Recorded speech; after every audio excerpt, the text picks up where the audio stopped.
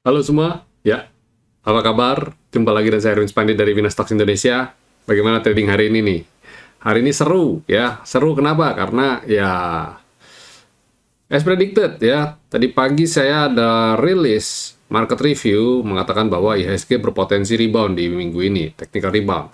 Dan nggak pakai lama ya. Hari ini rebound. Walaupun tadi pagi sempat bikin galau, tapi wow, not bad ya menjelang sesi 2 kalau nggak salah perlahanan nggak sampai menjelang sesi 2, sesi satu akhir juga sudah mulai bagus ya, udah kelihatan bagus, IHSG-nya udah mulai rebound dan ya kita kita cukup berbahagia lah ya, dan sempat dapat peluang juga, beberapa peluang ya. Jadi waktu ketika IHSG seperti ini kita juga udah ngomong kemarin, ini adalah momentum untuk buy on weakness beberapa emiten, dan BAM hari ini kita dapat dari Unilever ya, dapat dari MDKA, yang mana which is kalau Bapak Ibu perhatikan chartnya itu posisinya sudah di bottom banget. Kalau MDKA udah di bottom banget, sedangkan kalau Unilever itu lagi sideways ya, dan bikin galau. Tapi kalau Unilever nih, kalau dia breakout ini bagus banget nih. Jadi nanti coba kita perhatikan ya, coba kita cek, nanti saya kasih lihat kenapa saya bisa bilang kalau Unilever ini kalau breakout tuh bagus gitu. Terus coba lihat dari ICBP juga bagus ya. Wow, ini consumer oke ya, banyak yang consumer oke, dan kita juga udah sempat ngomong, udah sempat ulas kemarin di akhir minggu kemarin saya rekomendasikan Indofood kan. Nah, hari ini ICBP-nya terbang. ICBP-nya sendiri terakhir saya rekomendasi tanggal 14 Juni 2022, dan hari ini BAM. Naiknya luar biasa. Jadi kalau Bapak Ibu 14 Juni itu berarti ya hari Selasa ya, Selasa kemarin, minggu lalu. Dan kita kalau akumulasi pelan-pelan ya, sabar gitu ya. Hari ini tiba-tiba wow banget gitu. Ya, trading itu harus seperti itu sih sebenarnya, nggak melulu ya. Memang kalau teman-teman yang ada di dalam grup ya berbahagialah, karena kita biasanya kan ada live trading ya. Jadi saya tinggal kayak hari ini MDKA, Unilever gitu ya, dapat momentum lumayan, kita 5%, 6%-an gitu ya. Setidaknya lumayan di MDKA itu ya, setidaknya 6%-an lah. Kalau belinya mulai jam 10-an ya sekitar 6%-an pasti dapat tuh. Lumayan banget kan? Bayangin deposito, mungkin deposito 1 tahun kita dapatin dalam 1 hari, bahkan nggak ada 1 hari gitu ya. Dan kalau ICBP naik beberapa persen itu juga, deposito 1 tahun juga kalau kita lihat dari tanggal 14 kemarin, kalau mulai nyicil beli itu juga cuma 5 hari, 5 hari saja Bapak Ibu juga udah dapat deposito. Jadi trading itu goalnya nggak usah muluk-muluk gitu ya. Trading itu goalnya nggak usah muluk-muluk. Jangan cari yang multi bagger mulu. Bawaannya kemarin ada, kalau mau ditanya apa sama apa nih yang multi bagger, ya kita bisa cari. Ngapain cari multi bagger terus-terusan? Nggak, multi bagger tuh nggak. Kalau mamanya ada yang multi bagger juga nggak mungkin kamu langsung tahu-tahu dapet. Biasanya kan pelan-pelan dikereknya, tahu-tahu sadar-sadar udah, ternyata udah naiknya udah cukup banyak ya gitu. Jadi nggak, kita nggak bisa langsung kita mau spotting ini bakal multi bagger gitu, nggak bisa, kecuali yang ya nggak ada kecuali sih, yang IPO pun belum tentu, untung-untungan juga ada yang bisa langsung dan ada yang bisa nggak langsung. Jadi ya mau nggak mau kita harus trading, ya trading aja, pokoknya apapun yang kita lakukan setiap hari itu trading dengan benar aja dulu ya, nggak usah muluk-muluk, nggak usah mau cari yang hebat-hebat, malah ambiar terus tradingnya. Jadi trading dengan benar dulu. Kalau Bapak Ibu sudah trading dengan benar, rule-nya sudah ditetapkan dengan benar, invest di tempat yang benar, just matter of time, porto Bapak Ibu akan bertumbuh. Dan itu bukan sesuatu yang instan ya. Jadi kalau menumbuhkan porto tetap harus butuh waktu, nggak bisa yang instan, dan butuh kesabaran. Oke, ya itu mengawali awal minggu ini ya, itu jadi perenungan buat kita semua lah ya, supaya kita yang penting trading itu day by day ya, hari demi hari. Kita nggak usah mikir yang mau langsung hold sekian lama dapat multi bagger apa pak gitu ya, nggak usah gitu, jangan gitu, cari pelan-pelan aja, cari yang simpel-simpel aja. Bahkan sekelas kayak Indofood yang slow ya, slow banget itu, ICBP yang super slow juga ya, tapi ketika jalan ya jalan aja gitu. Ya, kita coba cek market review-nya ya sebelum nanti kita kasih, atau saya coba ulas sedikit deh. Ya kayak ICBP ya, coba. Hmm. Nah, ini hari ini breakout dengan ciamik sekali ya, cakep sekali, dan kita rekomendasinya dari tanggal 14. Nih, dari tanggal 14 ini. Dan kalau kita sabar aja nih, profitnya udah berapa persen? Udah 4 persenan ya, lumayan.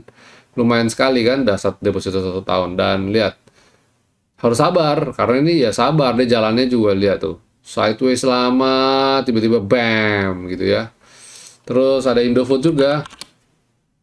Nah, Indofood juga modelnya juga sama nih. Sideways lama dan hari ini bisa bam naik ya. Kemarin terrekomendasikan Indofood ya, tanggal 20 ya, tadi pagi saya launching itu Indofood. Terus ada apa? Unilever juga nih sideways beberapa waktu tiba-tiba zoom naik dan pas banget kan? Pas banget sampai target kita tuh 5.020. Keren banget kan? Ya, oke, ini jadi yang kayak kayak gini-gini yang kita lihat, wah ini kayaknya dalam beberapa waktu ke depan masih masih cukup berpotensi ya. Itu tadi 3 saham tadi sekaligus juga rekomendasi nih buat Bapak Ibu nih. Ya, jadi ya, ketika market lagi jelek ya kayak Composite itu kemarin sudah bilang kan di market review bahwa manfaatin momentum untuk buy on weakness karena kita melihat ekonomi Indonesia masih oke, masih fine-fine saja, cukup solid dan sebagainya. Jadi ketika dia lagi koreksi, ya silakan. Cuma yang kemarin saya ada warning adalah sektor energi ya, hati-hati ya, bakal koreksi lanjutan.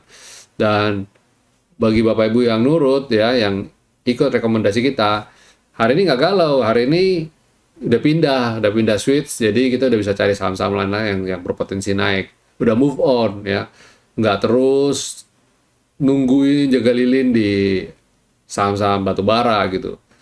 Ya, ada waktunya nanti rebound, tapi sementara kita cari momen dapat dulu mungkin dari tempat-tempat lain kayak consumer, terus tadi ada mineral ya, saham-saham mineral. Kayak ada juga apa beberapa emiten yang saya lihat juga menarik kayak finance juga ada yang juga bisa jadi udah bisa rebound dulu. Kalau energi kita wait and see dulu, jangan terus di situ dulu ya. Kita pindahin aja, switch aja dulu ke emiten lain.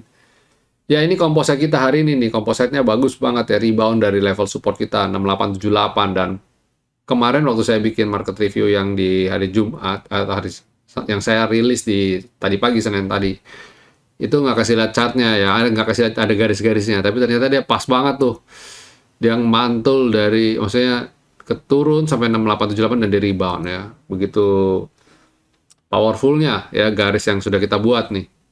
687 rebound dan hari ini juga sama nguji 6878 dan tapi good newsnya dia bisa naik di atas 6947. Moga-moga minggu apa besok-besok dia udah bisa kembali lagi ke tracknya jalurnya dan kita udah bilang bahwa IHSG cenderung bergerak sideways. Kalau lihat weekly-nya ya jelas banget ini kelihatan banget dia bakal sideways ya. Dia masih bakal bergerak sideways. Jadi so far saya bilang IHSG masih dalam kondisi yang baik-baik saja ya, nggak usah terlalu panik, nggak usah terlalu khawatir. Tak khawatir perlu, cuma lebih pada untuk membuat kita lebih kalem aja tradingnya ya. Dan asing hari ini membuka net sell minus 841 bio ya, asing net sell kurang bagusnya itu, tapi nggak apa-apa, atau udah disupport juga, so what gitu loh ya. Dan transaksi hari ini juga lumayan kecil dibanding rata-ratanya, cuma 13,47 triliun saja. Tapi dibanding dulu ini masih oke banget. Dulu mungkin tinggal ada di 6 triliun, mungkin 8 triliun, 9 triliun mungkin satu hari. Tapi sekarang sudah naik ke rata-rata kita di 16 triliun per hari dan sekarang agak turun ya 13,47 triliun aja. Tapi overall masih oke dan kita masih cukup optimis dan bergerak di IHSG ke depan. Dan ya coba cek sektoralnya ya. IDX Basic bagaimana kabarnya? Ini juga rebound ya, rebound dari cloud naik ke atas V-line. Nice. Kita pantau-pantau nih dalam beberapa hari ke depan sektor ini. Terus consumer cyclicals juga mulai terpantau, dia ada ketahan areal cloud kita. Moga-moga juga bisa comeback segera. Energi, nah ini masih nguji support terus ya. Jadi kemarin-kemarin ada yang kalau ada yang merasa oh, energi ini kok apa batu bara masih akan naik, yang mungkin masih naik gitu, tapi saya lihat chart aja dan kondisi chart bagaimana, koreksi, selama masih koreksi ya kita stay away dulu ya, itu saya warning ke teman-teman, stay away dulu. Kecuali mau invest jangka panjang, kalau mau invest jangka panjang sih terserah ya, tapi kalau untuk jangka pendek saya lihat dalam beberapa waktu ke depan mungkin masih ada dalam tekanan ya. Sektor finance yang hari ini, yang tadi saya sudah bilang, jadi kuda hitam juga hari ini bisa berpotensi rebound. Tadi kan sektor consumer, finance saya sudah bilang ya.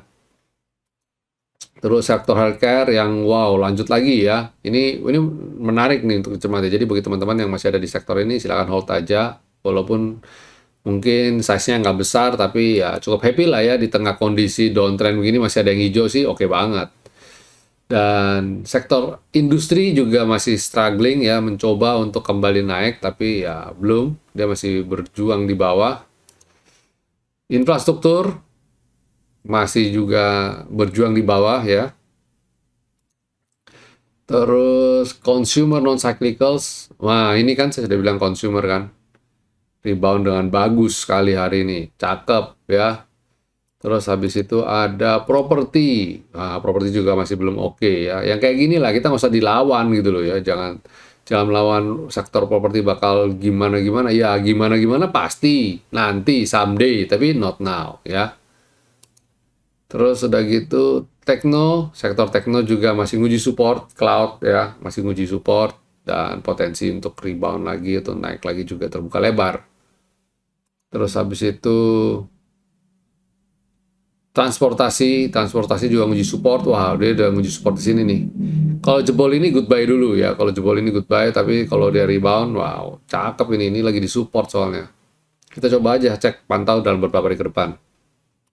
Jadi kalau lihat kondisi saat ini, ada composite, ada sektor finance, ada basic, ada yang rebound ya, ada consumer ya.